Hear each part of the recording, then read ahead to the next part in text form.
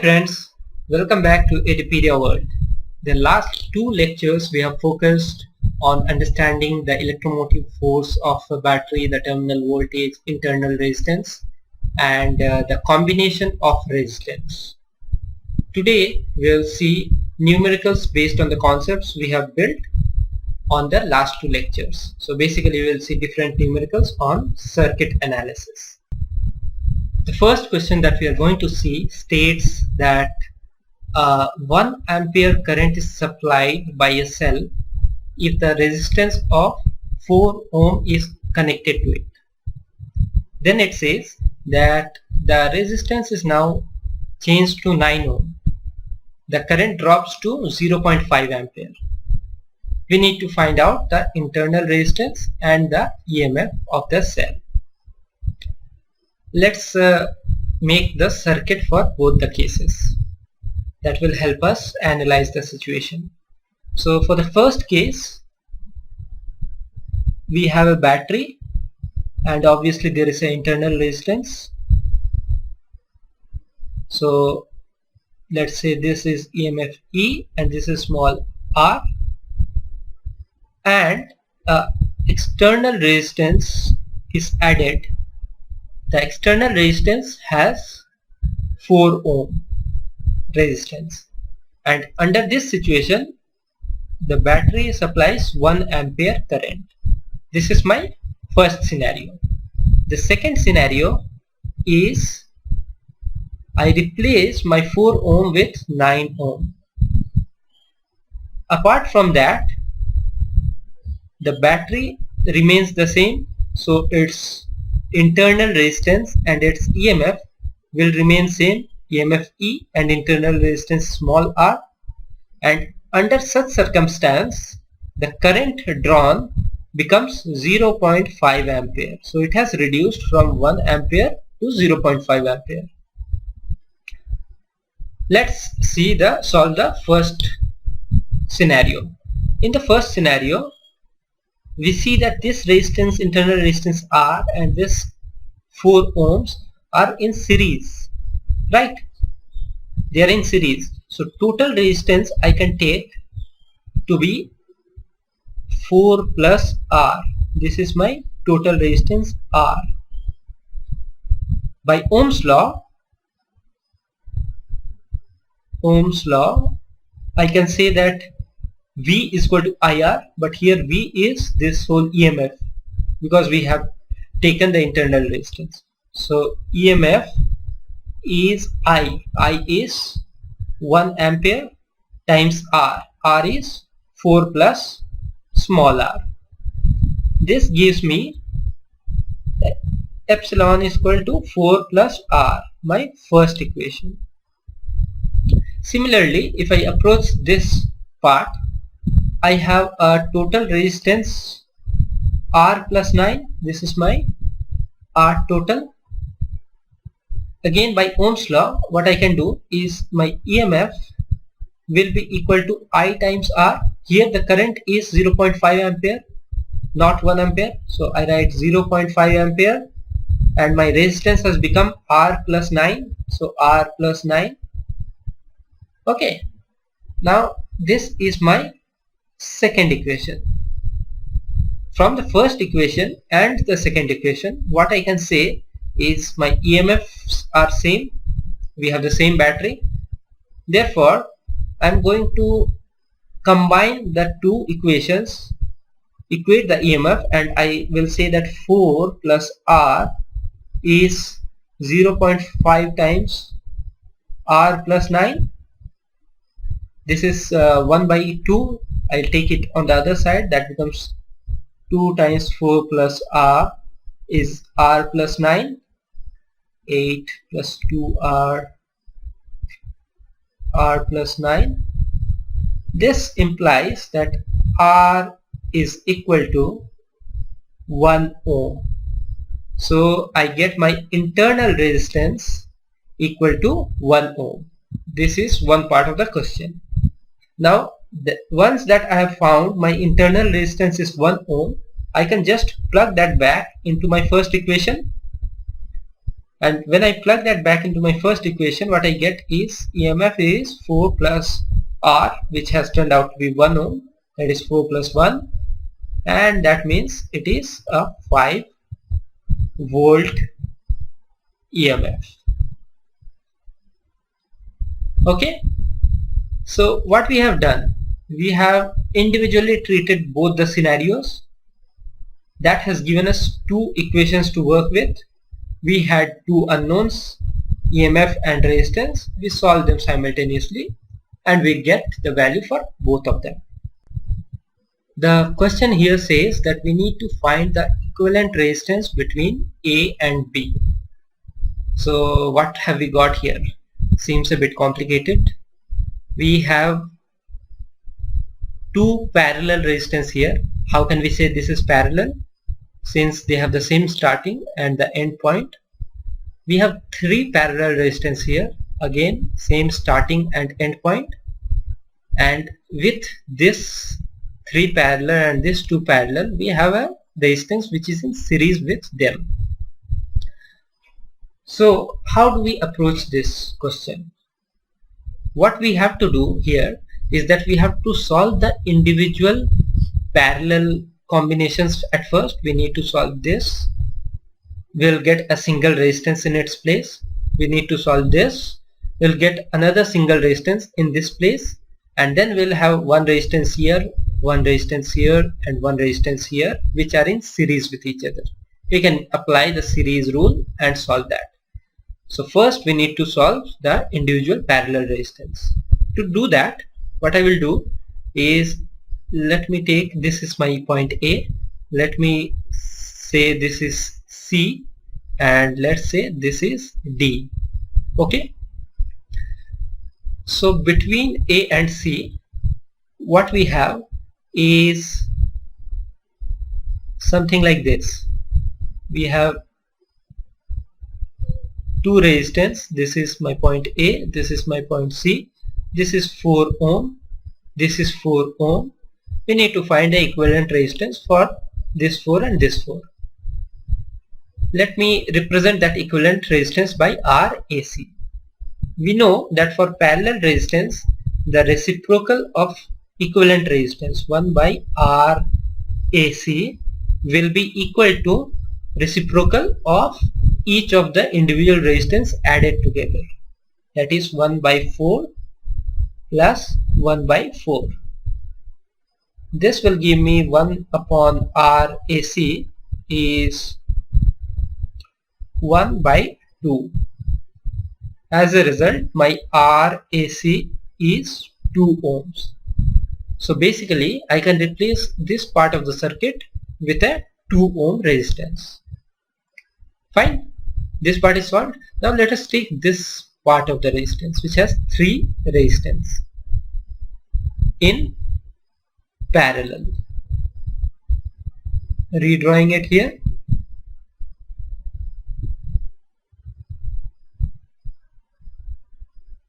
Three ohm, 3 ohm, 3 ohm.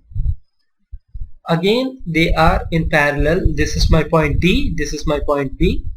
I'll use the same 1 upon R dB I am using here to represent dB is equal to 1 upon 3 plus 1 upon 3, 1 upon 3, and this turns out to be 1.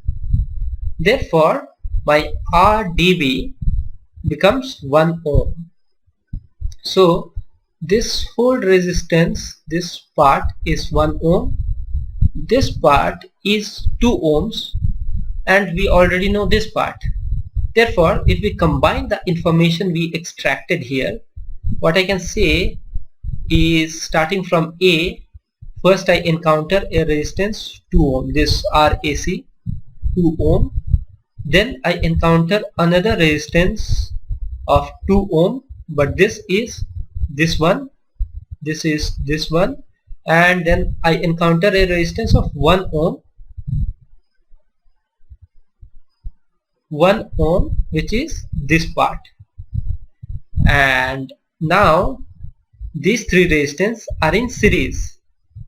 Therefore my RAB, that is resistance between A and B, is this 2 ohm plus this 2 ohm plus this 1 ohm, because they are in series, and in series we just add it up, which gives me my RAB as 5 ohm.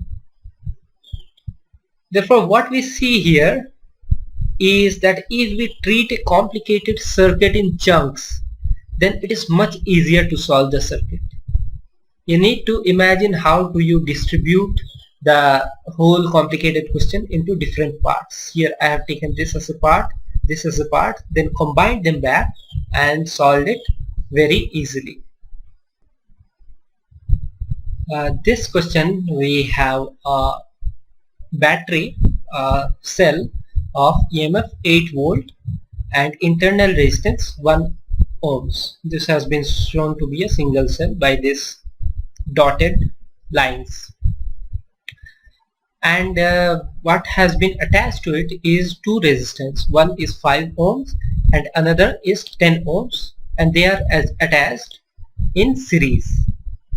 Okay, and the question demands us to find out the current in the circuit, the terminal voltage, and what is the individual potential drop across 5 ohm and 10 ohm resistors. Let's first try to find out what is the current in the circuit. In order to find out the current, we need to find first the total resistance of the circuit. If we see the external resistance, there is a external resistance 5 ohm and another 10 ohm. So our external equivalent will be, since these two are in series, they will add up, isn't it? So they will add up as 5 plus 10, R1 plus R2, and that will turn out to be 15 ohm. This is external resistance. But as we see, there is an internal resistance of the cell too. We need to take into account that, because this here, the thing here given is the EMF, not the terminal voltage. So we need to take into account this 1 volt. Therefore our total can be said to be, now see, these two resistance turned out to be 15 ohms, and this is in series with this 1 ohm again. They are in series. Therefore our total can be written as 15 plus 1, that is 16 ohm. Fine. Therefore my total resistance is 16 ohm. My EMF is provided as 8 volt. Therefore the current in circuit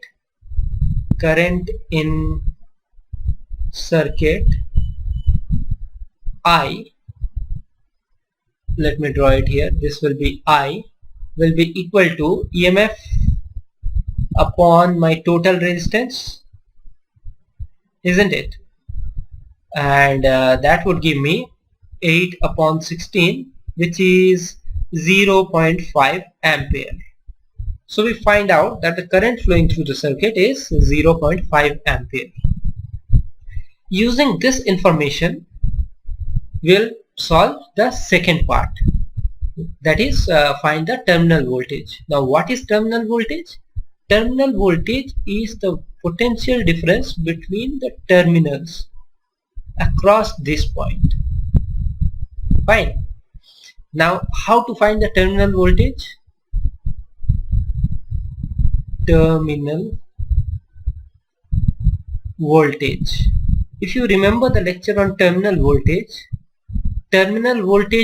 was basically the EMF minus the potential drop due to the internal resistance. So terminal voltage we can write as EMF minus potential drop across this resistance, internal resistance, that will be the current flowing through the circuit multiplied by the internal resistance R.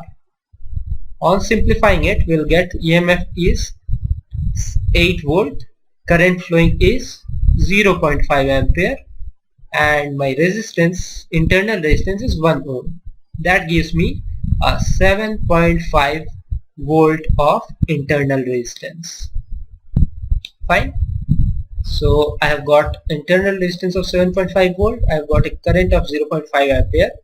Now the final part is an interesting part. What it says is that we need to find the potential drop across this resistor and across this resistor. So one is this potential difference V5 and one is this potential difference V10. Now this V5 will be by Ohm's law equal to the resistance multiplied by the current flowing through that resistance. Now the current flowing through that resistance we have already found out to be 0.5 ampere. Therefore V5, that this is a, let's say, a representation for the potential drop across the 5 ohm resistance, will be equal to the current times the resistance, where this resistance is 5 ohm. On replacing 0.5 multiplied by 5 ohms, we get a 2.5 ohm potential drop across my 5 ohm resistance. Similarly, if I calculate V10, that will be I times the resistance 10 this time, not 5, this time it will be 10, and I is basically 0.5 multiplied by 10. That gives me 5 volt potential drop. This should be volt. This is a potential drop. Okay, so I got the potential drop across my 5 ohm resistance at 2.5 volt and across my 10 ohm resistance as 5 volt. Now this solves the question, but now if you think about it, what is the total potential drop? Let's calculate. So starting from here to reach here, I have a potential drop of 2.5 volt.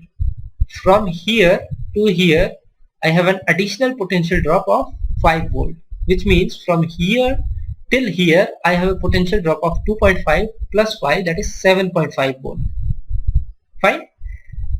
But here is a 8 volt battery. So where is the rest 0.5 volt? That rest 0.5 volt is the potential drop across the internal resistance. As we can calculate, let's calculate that. That will be I times internal resistance. I is 0.5 times internal resistance 1, that is 0.5. It has to equate. So this gives you an insight into how to solve questions concerning parallel circuit. Let's finally close the chapter with one this was for series circuit, sorry. Let's finally close the chapter by discussing one question from parallel circuit. The last question which we are going to see is of a parallel circuit. We have two resistance, 12 ohm and 4 ohm in parallel, and that is attached with a cell of EMF 9 volt, and it does not have any internal resistance. Therefore the terminal voltage will also be 9 volt. Fine. We are asked to find the current which is generated by the battery or the cell and the current flowing through each branch. So let's say the current I is generated by the cell, and I1 and I2 are the currents flowing through each resistance, each branch. Therefore one thing that needs to be satisfied is I should be equal to I1 plus I2 by conservation of current. This has to be there because that is I is branching out into I1 and I2. This has to be satisfied. Next, let's find the current, total current flowing by solving this parallel resistance circuit. The parallel resistance equivalent, let's write it as 1 by R, will be equal to the sum of reciprocal of each resistance. That is how parallel circuits are solved. So that will be equal to 1 upon 12 plus 1 upon 4. If we take the LCM 12, 1 plus 3 which is 4 upon 12 or 1 upon 3. This implies that our resistance equivalent is equal to 3 ohms. What this means is that I can replace this section of the circuit with a single resistance of 3 ohm. Fine. If I do that, then let's find out the total current. Now I, by Ohm's law, should be total potential difference upon the total resistance. My potential difference is 9 volt. My resistance turns out to be 3 ohms. That gives me a 3 ampere of current, total current flowing through the circuit. 3 ampere is the total current generated by the battery or the cell.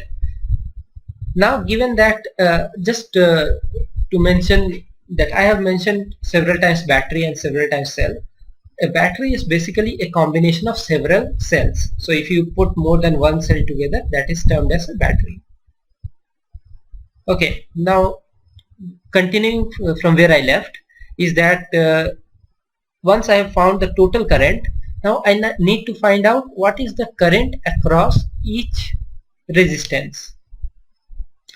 That I can do in several ways, but the one way I will show you is that we know the potential difference between these 2 points. The potential difference between these 2 points is same as the potential difference between these 2 points, and that is same as the potential difference between these 2 points. And what is the potential difference between these 2 points? That is nothing but this battery EMF. Why so? Because there is no other resistance across which potential may drop. So total potential drop is across these points, right? So I can use a potential difference of 9 volt across these 2 points.